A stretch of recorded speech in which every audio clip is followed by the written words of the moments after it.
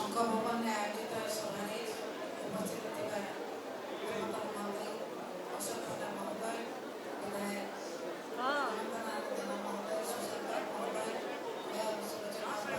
मंचासीन समस्त अतिथिवृंद, उपस्थित समस्त विधायक विधायिका महोदय महोदय, पूर्वतन विधायक विधायिका, उपस्थित समस्त विजुआ को भूल नथिबा नेतृमंडली, माँ भौणी मैंने, पिलाने, सांबादिक बंधुगण, आज विजुबाबूर श्राद्ध दिवस 1997 मसीहा एप्रिल 17 तारीख थिला ओडिशा माटी में एक दुखर दिन। से दुखर दिन को आम आज पालन करुनी प्रति वर्ष एप्रिल 17 तारीख को आम श्राद्ध दिवस विजुबाबूर पालन कर।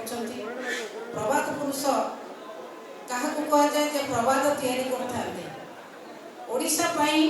ओडिशा माटी पाई, ओडिशा जाति पाई, ओडिशा पुओ झियो मानक पाई विजुबाबू जहाँ करचंती अन्य कोनोसी नेता ता करि परिबे नाही कि करि नाहंती।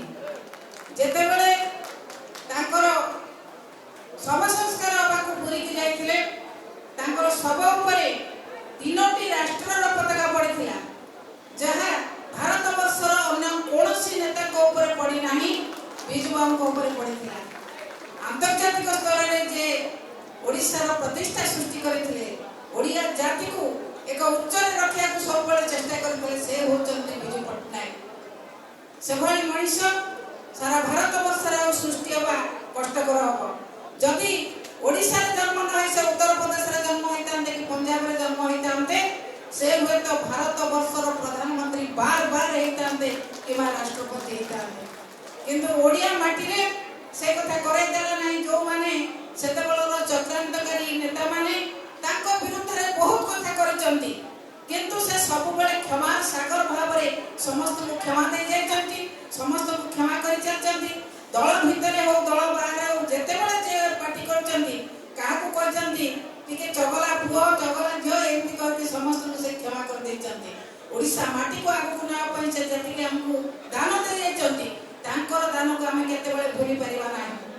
आज किंतु जो सरकार चली से सरकार विजुबाबू को ना को निभाई देवा को चेष्टा करछंती।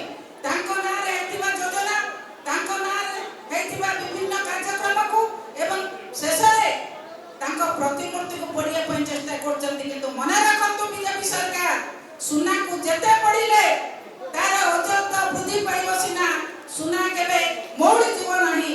विजुबाबू को तमे जेते बदनाम करिया को चेष्टा करे मध्य विजुबाबू आउरी लोकन पाखरे विजुबाबू तांकर हृदय रे रहिबे, लोकन को हृदय रे रहिबे। आपण माने जेते चेष्टा कले मध्य तांकू साधारण लोकन को मनरु हटाई परिबो नाही। आज तांकर श्राद्ध दिवस रे आमे प्रभु जगन्नाथ पाखरे प्रार्थना करिबा।